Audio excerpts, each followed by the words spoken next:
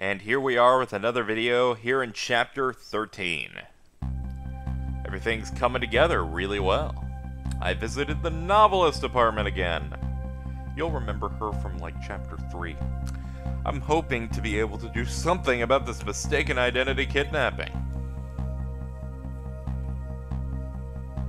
As long as there's any possibility that it could be his own daughter who was kidnapped, the Justice Minister's not going to call off this execution.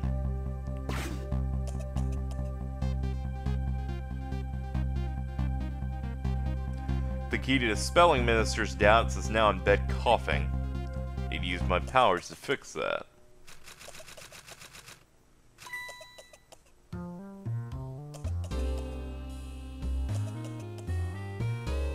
What the fuck even voice did I use for you? My darling angel! Oh, just listen to her cough. You naughty thing, did you leave your nice warm bed to go out into the night to play? A daughter after my own heart, but I must confess I didn't even notice you were gone. What makes you think she even left? I didn't go out! I went to buy Papa a birthday present. He said he wanted a new lighter. That's no reason to go out. Yeah, it is. My fever went down. I could barely move before that. But look what it brought you. Your fever's worse. Here's to the Feverish passion of my darling angel. thing. Mama, Yes, darling. let's call Papa and wish him a happy birthday, even though it's past midnight. Not tonight, Emily. I hate you. Pretty shitty mother. Just saying. Looks like this little girl was safe all along. I already knew that, but I'm still relieved all the same. And there's another lucky development. She wants to call her father. How if I could just make use of that feeling? Hold on to that feeling!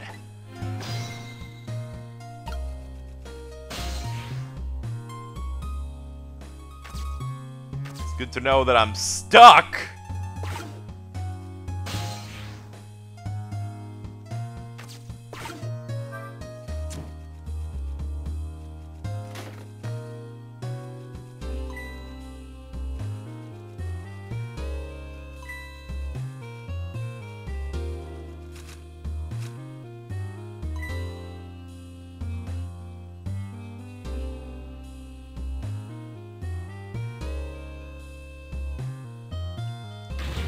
Emily, I told you couldn't call him tonight. Why not? Listen to me, Emily. Your father's about to make a big mistake. I want him to reconsider. What do you know about it, Mama? He's the one who's the Justice Minister. All you do is write weird novels.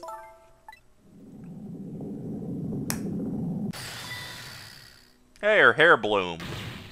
What do you mean, weird? How dare you disparage my romantic expressions? How do you expect me to forgive such an insult?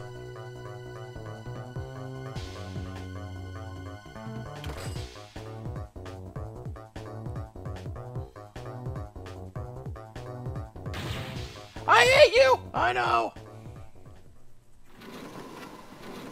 Still a bitch. There. I'll be keeping my eye on you so you won't do anything mischievous. Like calling your father! What a fucking bitch! I hate you! I can hear you. I know you can! Christ! Whore. Alright. Better not put out the lamp.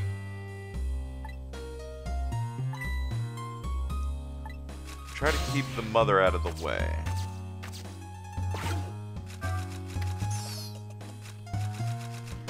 Well, I didn't mean to do that.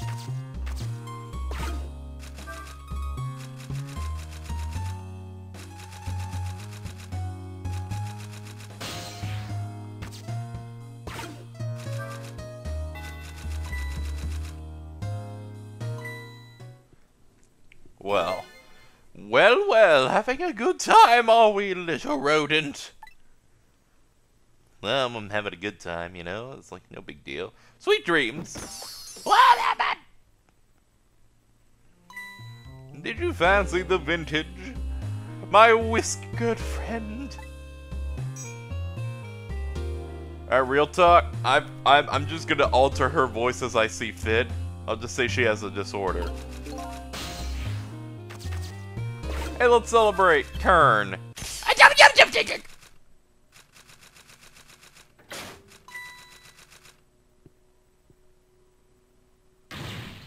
Oh heavens, a blackout in a critical time like this? Of course, dim lights suit my story of love very well, but I, myself, am not very fond of the dark.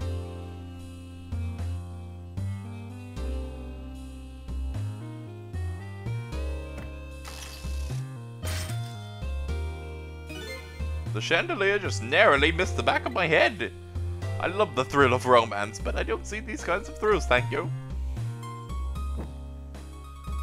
Really hate that you light your fucking match with your ass. Granted, you have talent. Also, don't put it out with your wine. You disgusting lady.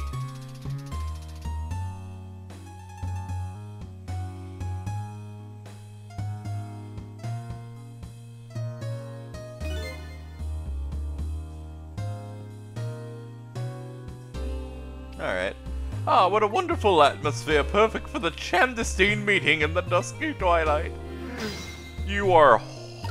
I don't even like you in general. How about that? I'm gonna start fucking annoying you. Why? Because I don't have a plan.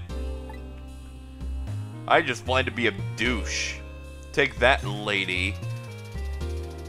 I just made you have to turn a crank. I think we know who won. Or we could do that. Aww! Nice dodge! Such insolence!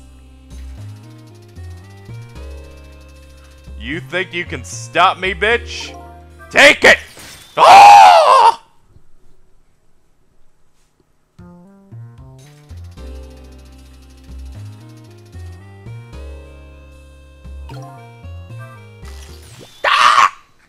I guess third time's the charm. Emily, help me! What the heck, Mama? What the fuck happened?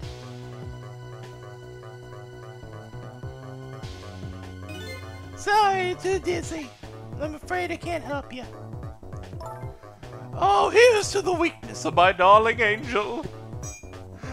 Why the fuck am I stuck here? The chandelier's on there tighter than her wedding band. She won't be able to escape on her own. Well, I might as well fix things. What? What is going on here? Do you see this? Help me, goddammit! Too sick, can't get out of bed, my head's spinning. I guess you'll have to stay up there spinning too. Yes! Victory!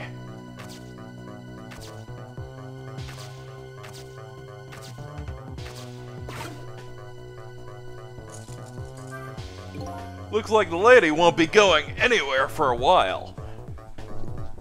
Isn't that great? Now the little girl can call her father. The only trouble is she can't reach it.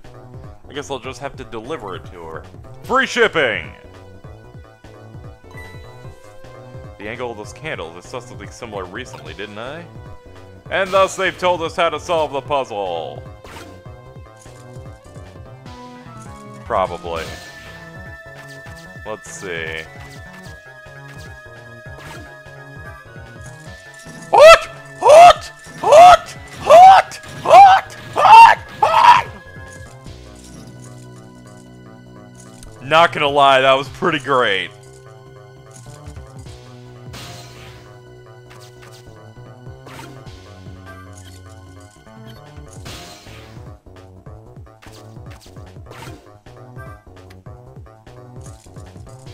No way. Hot! Hot! Hot! Hot! Oh good! Oh good! Oh. Oh no. This You've got to be kidding. This is lunacy.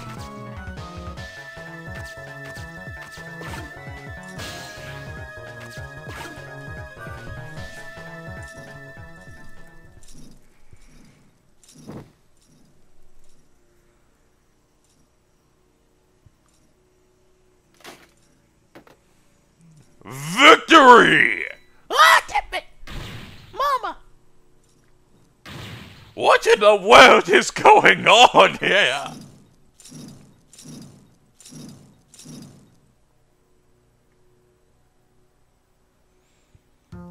Oh,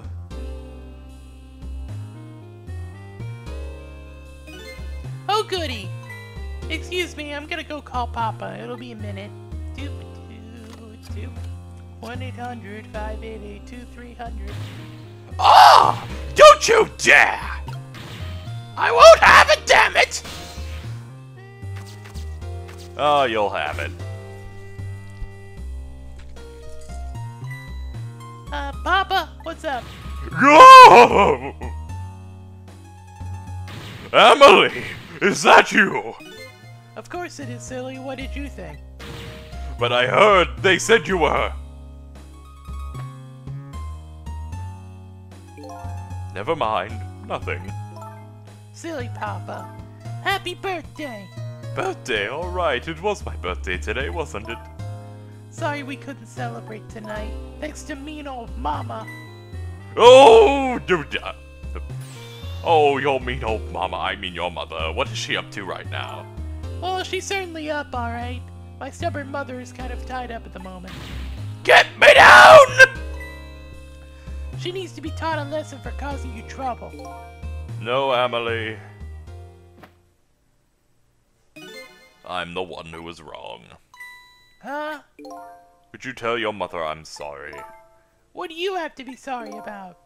I was just about to make a terrible mistake. But it's alright now. Okay. You're still young. There's a lot I can't tell you right now. The job of a justice minister is very complicated, you see. Okay. But just remember, you're always the most important thing to your mother and me. Did you do something naughty to your mother? If you did, I want you to apologize. I don't think I did anything, but alright. That's a good girl. Okay, Papa. Have a good night. I love you too, Emily. Good night, sweetheart.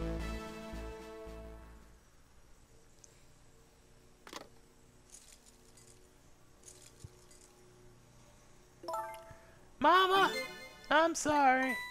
My goodness, why the sudden change? I guess I was wrong about you. I didn't understand. Oh, Emily. I thought all you ever did was write weird novels. That makes me a little sad. Papa said the job of a justice minister was complicated. Yes, your job is very complicated and difficult. That's why I couldn't talk to you about most of it. But you're right, I shouldn't treat you like a little girl. You're growing up. And I promise to stop calling your novels weird and try actually reading them. What? Oh, maybe you better wait to read them. Okay. So if you're feeling a little more charitable toward your mama, could you let me down? You know, I would love to do that, but I'm feeling dizzy and sick.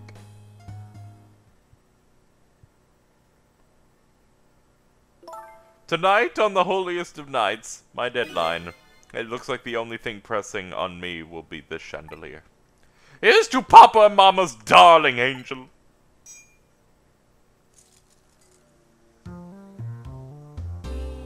All of a sudden, everyone's getting along again.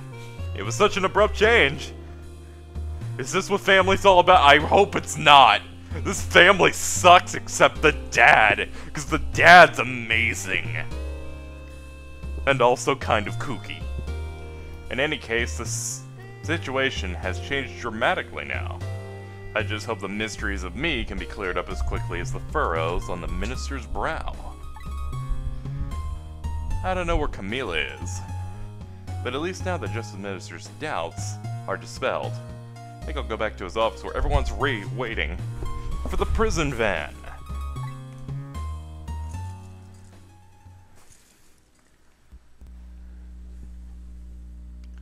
The minister's family now has their smiles and harmony back, but Camille is still in the hands of kidnappers. I need to go back to the office.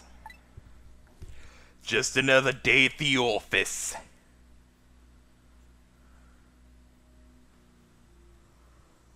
Surprisingly, the minister's brow is still just as furrowed. Quite unlike a father who has just learned his daughter is safe, he still seems to be in the depth of despair. Good! I can't miss him getting upset. The atmosphere in this room is very different. It seems to have an air of unfocused anxiety. I get the feeling something big is gonna happen. So long as he isn't yelling, it's fine, right? I just found out that my daughter is safe, and I'd like to express my gratitude. Thank you for my daughter's sake and for mine. Hey! No need to thank us, Mr. Minister, it was nothing. What did he do? But one question. I can't help but notice your daughter is safe. And yet you still look unhappy. How about a little smile for us? Blah. Of course, there is still the matter of the other kidnapping victim. But is that really the only thing that troubles you, Mr. Minister? Oh no. I'm gonna start getting kooky again. Please let me think in peace until the prison van arrives.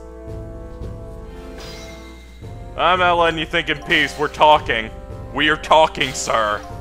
Hey, Minister. How about you finally admit I do exist? That thank you I expressed, it was meant for you. You're a ghost, aren't you? And you have the power to control and manipulate people, don't you? No, not that power. I can't control you. We've actually known you for quite a while now. But I had no idea there were the powers of the dead of ghosts. Known about what? We know about the existence of someone who can control others, a manipulator. What's this? Oh, you're here too. That's wonderful. That's why your execution order caused me so much anguish, Detective Jowd. Mr. Minister, why don't you tell us everything you know? About time. I suppose I should. You need to hear it all about the huge mistake this foolish man made. There are some cases in this country right now that are under a top-level investigation. Of course, you wouldn't have known about them, Detective Jowd. Right, they don't share too much top-secret information with the inmates in prison. There are 3 prisoners, including you, in the special prison you just escaped from. All 3 cases have certain points in common. They do. Do they? Tell us more. The rock singer who leaked national secrets in his lyrics during a TV broadcast.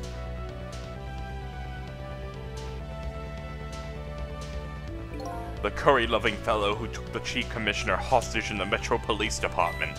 Neither of these men had a motive, and both of the crimes were impossible. Impossible? The curry lover had no way of knowing how to infiltrate the commissioner's office. The rock singer had no way of knowing the national secrets he leaked. The Special Investigation Unit submitted an investigative report to me on them. They concluded these men's acts were not of their own volition. But how could that be? The theory the unit came up with was the existence of a manipulator. Manipulator, huh? That's when the special prison was established as a facility to research the theory. Some unknown power has been at work. These past several years, Inspector Cabanella has been studying these cases. He has he? Manipulating someone into committing a criminal act, according to the inspector.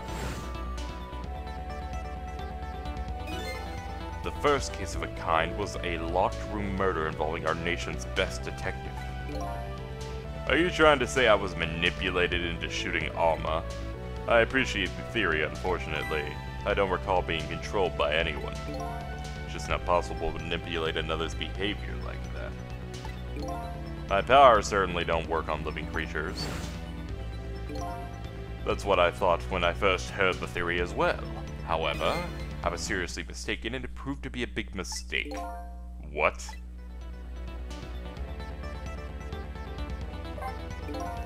You mentioned a mistake. Could you tell us about it? I suppose everybody here has a right to know. Alright, I'll speak out loud so Inspector Campanella can hear it as well. I miss you when you were crazy.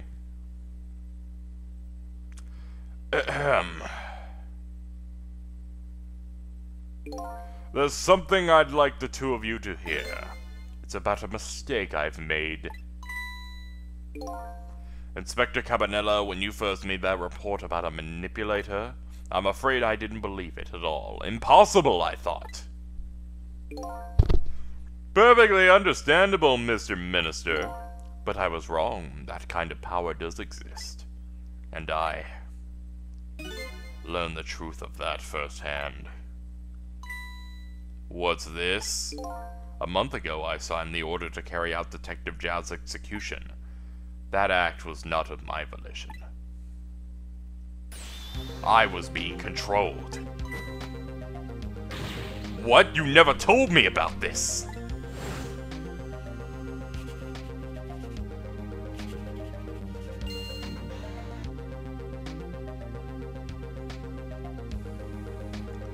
What's going on? This document! No! No, I mustn't sign it! No, it's a mistake! No! Oh god, I scribbled everywhere! No, why did I sign as John Travolta? Oh, don't clap for it! Oh no! Yes, sir? Don't take the paper, I'm gonna take the... Don't deliver the document! Why is it signed John Travolta? Well, whatever, I'll deliver it anyway. No! That's when it started. When all of my fear, despair, and suffering began.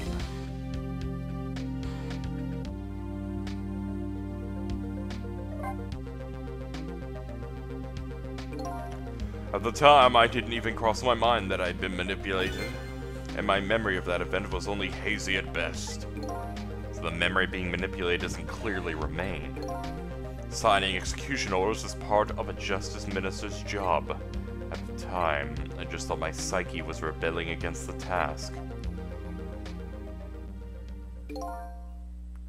But the next day it dawned on me.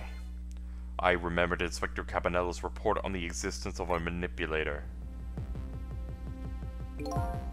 As a Minister of Justice, I couldn't admit that hadn't happened to me. I only signed the execution order because I was being controlled. If something like that got out, this nation's judicial system would crumble.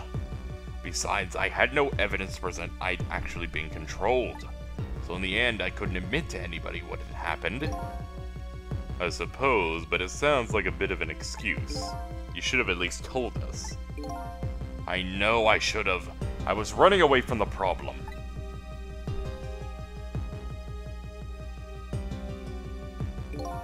And then my wife found out I was worried about something. Well, if you go around with an expression like that, I guess it's bound to happen. I explained it to her, and she was dead set against the way I was handling it.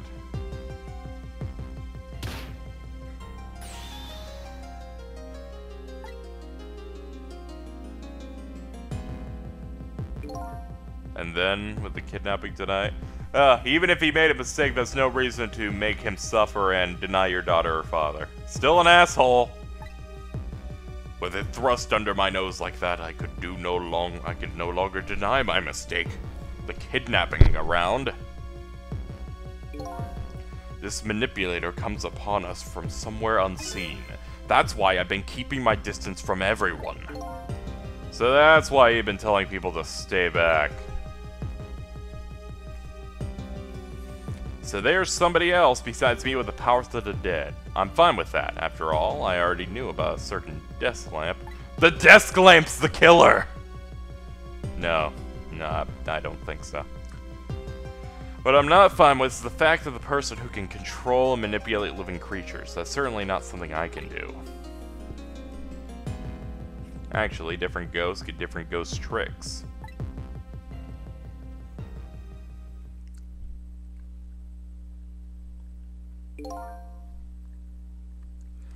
But I never imagined that tonight I would find out where this kind of power comes from. Where it comes from. Inspector Cabanela. This manipulator is a ghost, a departed spirit. A spirit? As a matter of fact, there's a ghost talking to us right now. What did you say? What the fuck is going on here? Don't tell me you hear a ghost too. Well, I dabble in the paranormal. I'd say the only person who can't hear him is you. Spirit, go! God's in heaven. Excuse me, Mr. Minister. I certainly have some urgent business to attend to. I recommend you think long and hard before making your final decision, sir. Inspector! Hello? This is Lynn, I'm at the park! We've been waiting to hear from you. Have you found the evidence? The situation here is kind of difficult to explain. Lynn, I swear to God, there better not be any corpses. Cecil, if you're there, come to the park immediately. Yeah, there are corpses. I'm not answering that question! Of course you're not.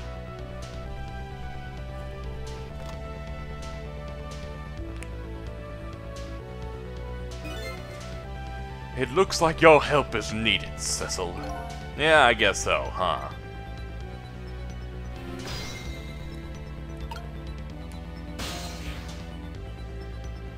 Well, only thing I can do is dial. I'm guessing the park? That seems like the right choice. We ended up tracing that phone call a little while ago.